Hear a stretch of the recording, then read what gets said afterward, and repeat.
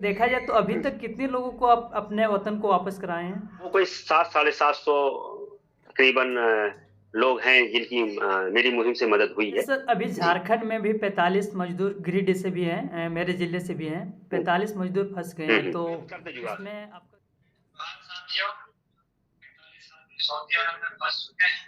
हम लोग social media के द्वारा साझा किए थे।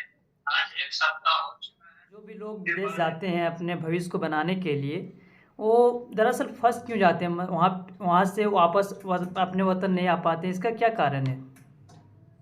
देखिए, उसमें कई वजह है। सबसे मलेशिया में फंसे थे, पिछले अच्छा साल हमने अच्छा। निकाला था। तो वो भी उसमें गिरिडीह और तमाम जगह के, हजारीबाग के और माथुर समाज के लड़के थे सब। वो 300 लड़के माथुर समाज के थे, तो उनको भी मैंने ही निकाला था। तो वो बड़ी खबर थी और बड़ा बड़ा जी जी। मामला था। उनके साथ भी फ्रॉड हुआ था। झारखंड के कुछ लोगों से अगर बात अभी हो रही है आपसे, तो वो कैसे हैं अभी के समय में, जैसे कि वर्तमान?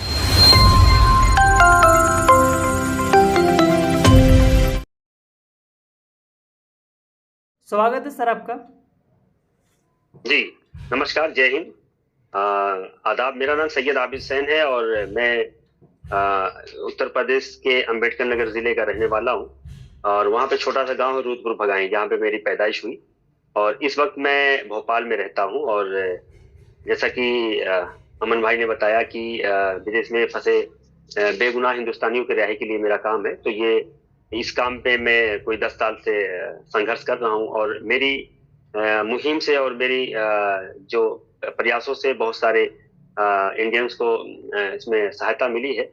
और उसी विषय पे मैं आज आपको इस विषय पे बताऊंगा कि लोग कैसे फंस जाते हैं और क्या वजह होती है वहां फंसने की, और कैसे वहां से हम सुरक्षित बच सकते हैं। तो ये सारी बातें हम आपसे करेंगे। अच्छा, एक सवाल है सर। आप शुरुआत से ही लोगों को वतन वापस करा रहे हैं, या ये सोच कहाँ से आया है, या इसका शुरुआत कहाँ से की हैं आप? मैं बताना चाहूंगा कि मैं अपनी जिंदगी में बहुत बिजी था और मेरे अपने काम थे। और उसी काम में मैं ज्यादा फोकस करता था। 2015 की बात है कि एक गीता नाम की लड़की जो पाकिस्तान में थी, और ईदी फाउंडेशन और अंसार बरनी ट्रस्ट के के पास, और वहां पे जब ये मुहिम चली और उसको भारत लाने की प्रक्रिया तेज हुई, तो वो 2015 में भारत आई सुषमा जी की पहल से। और भारत आने के बाद जब एक माहौल बना और लोग ईदी फाउंडेशन और उस एनजीओ को तारीफ कर रहे थे, और तमाम ग्रुप तमाम सोशल मीडिया पे ये सारी बातें हो रही थी, वो कहीं ना कहीं सुषमा जी के बारे में भी लिखा जा रहा था कि सुषमा जी के प्रयासों से बच्ची आई। तो एक व्हाट्सएप ग्रुप में मुझे याद है कि एक सनाउल्लाह भाई भोपाल के जर्नलिस्ट थे और हमारे अच्छे दोस्त थे, उनके ग्रुप में मैं भी था। तो उसमें ये सब चर्चाएं हो रही थी। उसी दरमियान उन्होंने लिखा कि गीता आ गई है तो रमजान कब जाएगा। तो मैंने रमजान के बारे में उनसे पूछा, तो उन्होंने बताया कि रमजान जो है वो पाकिस्तानी बच्चा है जिसकी माँ पाकिस्तान में है और बाप उसका बांग्लादेश में है। तो दोनों मियाँ बीबी का तलाक हो गया, इस वजह से बच्चा बांग्लादेश आ गया था, और बाप ने दूसरी शादी कर ली, इसलिए बच्चा नई माँ के साथ नहीं रहना चाह रहा था। वो अपनी माँ से मिलने के लिए वो पाकिस्तान निकल पड़ा। तो बीच में भारत आता है, और भारत का रास्ता सफर करते हुए वो भोपाल में एक शेल्टर होम में रह रहा है, जिसके चाइल्ड होम ने उसे स्टेशन से उठाया था, और वो एक शेल्टर होम में है और अपनी माँ के पास जाना चाहता है। इसमें आप कुछ मदद कर सकते हैं, तो मैं आपको इनका एड्रेस और फोन नंबर देता हूँ। तो वहाँ पे एक जो उसकी वार्डन थी, उनका नाम था अर्चना सहाय। उनसे मैंने बात किया, तो उन्होंने कहा आ जाइए आप, मैं बच्चे से मिलवा दूंगी। तो मैं गया, बच्चे से मुलाकात की, और मैंने उसके लिए सबसे पहले 2015 में हेल्प रमजान नाम की एक मुहिम चलाई थी ट्विटर पे। जैसे हैशटैग हेल्प रमजान आप लिखेंगे ट्विटर पे, तो आपको वो कंटेंट दिख जाएगा कि मैंने क्या प्रयास किया है। तो जब वो बच्चा पाकिस्तान चला गया, सॉरी बांग्लादेश, क्योंकि उसकी जो नेशनलिटी थी वो बांग्लादेश की थी। और तमाम लोगों के प्रयासों से, जिसमें सुषमा जी की सबसे बड़ी भूमिका थी, और अर्चना साहनी मैम की, और भी तमाम एनजीओ, तमाम संस्थाएं जिन्होंने योगदान दिया, जिसकी वजह से वो बच्चा गया, तो मुझे लगा कि इस विषय पे काम करना चाहिए। और तब से मैं आज तक इस विषय पे काम कर रहा हूँ। और अभी तक मेरी मुहिम से कम से कम 750-800 लोग की मदद हो चुकी है। व्हाट्सएप के जी। जरिए से आपको मतलब इंफॉर्मेशन मिला था ना? हाँ, व्हाट्सएप ग्रुप के ज़रिए से। अच्छा, उस टाइम आप कहाँ पे थे? मैं उस वक़्त मैं भोपाल में था। भोपाल में थे। तो जी। उसके बाद आपका ये कार्यक्रम जारी हो गया और लोगों को अपना वतन वापस कराने लगे। अभी तक जी, जी। अगर देखा जाए तो अभी तक कितने लोगों को आप अपने वतन को वापस कराए हैं? देखिए ऐसे डाटा तो मेरे पास कुछ ख़ास नहीं है। लेकिन जो मेल और जो ट्विटर के माध्यम से जो मैं काम कर रहा हूँ, वो मेरे पास डाटा है। बहुत सारे ऐसे काम होते हैं जो फ़ोन के ज़रिए हो जाते हैं और व्हाट्सएप के ज़रिए हो जाते हैं या किसी से बोल दिया तो हो जाते हैं, तो वो डाटा मेरे पास नहीं है। हाँ, लेकिन मेल वाला और ट्विटर वाला डाटा है, तो वो कोई 7 साढ़े 700 तकरीबन लोग हैं जिनकी मेरी मुहिम से मदद हुई है।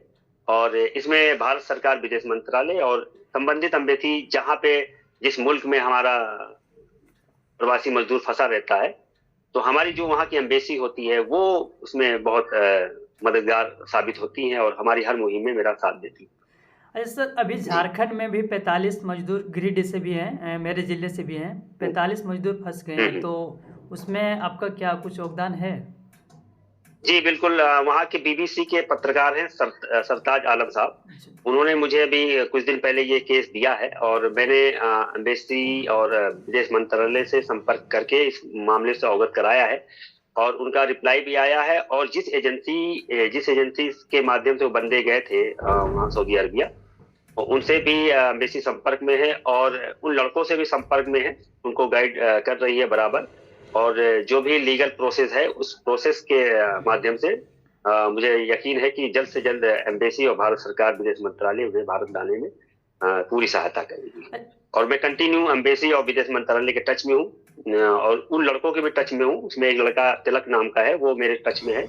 बाकी 45 लड़के मेरे टच में हैं, लेकिन जो मेन उसने जिसको मैंने हेड बनाया है कि तुम मुझसे बात करोगे, तो वो लड़का तिलक नाम है, वो कंटिन्यू मुझसे बातचीत कर अच्छा, रहा है और जैसे कोई अपडेट जी, जी। हाँ, जैसे कोई अपडेट होती है तो वो मुझे बताता रहता है। जी। अच्छा, लेकिन सर एक और सवाल है। मेरे पास भी जी, जी, बोलिए। जी, हाँ। और मेरे पास भी कोई अपडेट आती है तो उस लड़के को मैं शेयर कर देता हूँ और उसके पास एम्बेसी का बराबर कॉल आ रहा है। तो मैं आपके माध्यम से विदेश मंत्रालय और एम्बेसी से एक बार और गुज़ारिश करता हूँ कि अगर मेरी ये बात वो सुन रहे हैं तो मैं गुज़ारिश करता हूँ कि उनका काम जल्द से जल्द करें और ताकि वो भारत आ सकें। जी। अच्छा सर, एक सवाल है, जैसे कि जो भी लोग विदेश जाते हैं अपने भविष्य को बनाने के लिए, वो दरअसल फँस क्यों जाते हैं? वहाँ वहाँ से वापस अपने वतन नहीं आ पाते, इसका क्या कारण है? देखिए, उसमें कई वजह हैं। सबसे बड़ी वजह ये है कि आजकल जो आपने अभी डंकी मूवी देखी होगी, जी, जी। उसमें इसी काम को बताया गया है कि इल्लीगल तरीके से आप कभी विदेश ना जाएँ। भले आप इंडिया में कम पैसा कमाएँ, कम रोज़गार मिले भले, लेकिन आप इल्लीगल तरीके से वहाँ जाके अपनी ज़िंदगी बर्बाद ना करें। तो आजकल एजेंट क्या करते हैं पूरी दुनिया में उनका बहुत बड़ा जाल है। वो क्या करते हैं यहाँ से लड़कों को भारत से ले जाते हैं और उन्हें सुनहरे ख्वाब दिखा के कि भई आप सऊदी अरबिया या तमाम दुनिया के किसी मुल्क में आपको ले जाएँगे, वहाँ पे ये काम मिलेगा और इस तरह के इंतज़ामात रहेंगे, ये सैलरी रहेगी। तो लड़के क्या है बेरोज़गारी भारत में है, तो उनको लगता है कि चलो एक 1.5 लाख 2 लाख रुपए खर्चा करके हम विदेश अगर चले गए 40-45 हज़ार रुपए वहाँ सैलरी मिलेगी 2-3 महीने में हमारा कवर भी हो जाएगा। प्लस उसके बाद जब हम वहाँ कमाने लगेंगे घर की हालत भी सुधर जाएगी और ऐसे में ठीक-ठाक हो जाएगा। लेकिन जब वो वहाँ जाते हैं तो पता चलता है कि वो तो लीगल तरीके से आए ही नहीं है, इल्लीगल तरीके से आए हैं। तो वो फँस जाते हैं। फिर वो तलाश करने लगते हैं या तो वो वहीं पे अपने आप को गुम करके काम करते हैं या तो फिर जब उनको लगता है कि नहीं अब तो हम मुसीबत में हैं तो फिर हमारे जैसे जो लोग इस विषय पे काम कर रहे हैं उनसे उनको तलाश करते हैं या डायरेक्ट एम्बेसी से भी राब्ता करते हैं। जैसे भी उनका जो भी ज़रिया बनता है उस ज़रिए से भारत आने की फिर कोशिश करते हैं और तब कितनी मुश्किलें होती हैं उनको लाने में मैं क्या आपको बता सकता हूँ जी, हम कि समझ कितनी सकते हैं सर, बिल्कुल। लंबी पर जी, जी। इसके लिए आपको दिल से लब हमारे हुँ। झारखंड के लोग आपको बहुत दिल से थैंक्स बोलना चाहते हैं और आपके झारखंड के लिए मैंने बहुत सारे लोगों के काम किया। अभी जी, 30 इंडियन माइग्रेंट के लिए हमने एक मुहिम चलाई थी, वो मलेशिया में फँसे थे। पिछले अच्छा, साल हमने अच्छा। निकाला था। तो वो भी उसमें गिरिडीह और तमाम जगह के, हजारीबाग के और माथुर समाज के लड़के थे सब। वो 300 लड़के माथुर समाज के थे, तो उनको भी मैंने ही निकाला था। तो वो बड़ी खबर थी और बड़ा बड़ा जी जी। मामला था। उनके साथ भी फ्रॉड हुआ था। एक एजेंसी के माध्यम से वो लोग गए थे और वहां जाके फंस गए। तो फिर उन्हें हमने वहां के हाई कमीशन से संपर्क किया, उनसे इस मामले से अवगत कराया। फिर हाई कमीशन की टीम गई वहां पे और उनको बस पे लेकर हाई कमीशन का जो शेल्टर होम था वहां लाके उनको ठहराया। और हफ्ता 10 दिन महीना जितना वक्त वहां पे उनकी प्रक्रिया, मतलब उनके कागजात बनने में जो भी वक्त लगा, वो सारे इंतजामात हाई कमीशन की टीम ने किया। और धीरे धीरे करके 5-10 करके सभी इंडियंस को उन्होंने सुरक्षित भारत भेजा था। जी। इसके लिए सर आपको दिल से जितना भी शुक्रिया बोले कम है। और ये जो कार्यक्रम है वो आप मतलब इसी तरह जारी रखिए। झारखंड के कुछ लोगों से अगर बात अभी हो रही है आपसे, तो वो कैसे हैं अभी के समय में, जैसे कि वर्तमान में जो फंसे हैं 45 मतलब जो फंस चुके हैं सऊदी अरब में, उन लोग का अभी रहन सहन कैसा है, कुछ जानकारी है सर? नहीं, मेरी बात कंटिन्यू अभी कल हुई है मेरी बात अच्छा जी। तिलक से। तो मैंने कहा आप घबराइए नहीं, मैं कंटिन्यू आपके लिए प्रयास कर रहा हूँ। और एम्बेसी ने भी कहा है कि वो उनकी कंपनी से एम्बेसी की टीम बात कर रही है। और मुझे लगता है कि अनकरीब उनको भारत लाया जाएगा। और मैं आपके माध्यम से भी अपील करता हूँ कि बिल्कुल उन्हें भारत सरकार और विदेश मंत्रालय की टीम इसमें पूरी दखल दे और जल्द से जल्द उन्हें भारत लाने की जो भी प्रक्रिया है उसको पूरी करके उनकी सहायता प्रदान करें। बहुत बहुत धन्यवाद सर। जी। और मैं बस आपका बहुत शुक्रिया अदा करता हूँ। और सर मैं एक मैसेज देना चाहता हूँ। जी जी। मुझे लगता है कि अब आपके पास कुछ सवाल तो बचा नहीं कि कुछ और पूछना है आपको। सवाल तो सर बिल्कुल नहीं बचा है, क्योंकि आप जिस तरह हाँ, जवाब दे रहे हैं सवाल मेरे पास खत्म हो हाँ। चुका है। और हाँ, डील तो करके बहुत मैं अच्छा लगा आप आपसे बगैर जी। बगैर सवाल की कुछ बातें कहना चाह रहा बिल्कुल हूँ। बिल्कुल बिल्कुल। मेरा कहना हमेशा मैं ये कहता हूँ कि विदेश जाना कोई जुर्म नहीं है। और ना ही कोई गलत काम। विदेश जाना चाहिए। विदेश जाने से कई फायदे होते हैं। तो आपका घर सुरक्षित होता है और आप सक्षम हो जाते हैं। आपके पास पैसे की अर्निंग हो जाती है। और जो आप पैसा कमा के लाते हैं वहां से, वो उसको व्हाइट मनी कहलाता है। वो भारत की इकोनॉमी में बड़ा काम आता है। लेकिन विदेश मंत्रालय और एम्बेसी की कुछ गाइडलाइन होती है। जैसे किसी मुल्क में हम जाते हैं तो हमारे कुछ करारनामे तय होते हैं दोनों मुल्कों के बीच में। तो उसकी एक गाइडलाइन होती है। उस गाइडलाइन को आपको फॉलो करना, उस गाइडलाइन को फॉलो करके ही जाइए। और जिस एजेंसी और जिस एजेंट के थ्रू आप जा रहे हैं उनकी जांच पड़ताल कर लीजिए कि वो एजेंसी रजिस्टर्ड है कि नहीं। और जिस कंपनी में जिस काम के लिए हमें भेजा जा रहा है वो कंपनी वहां पे अब है भी, या ऐसे सब कागजी फर्जी वाला है। तो ये सब आपको जांच करना है। अगर कहीं मेरी जरूरत पड़ती है तो फिर मुझसे आप संपर्क कर सकते हैं मेरे ट्विटर हैंडल पे जाकर।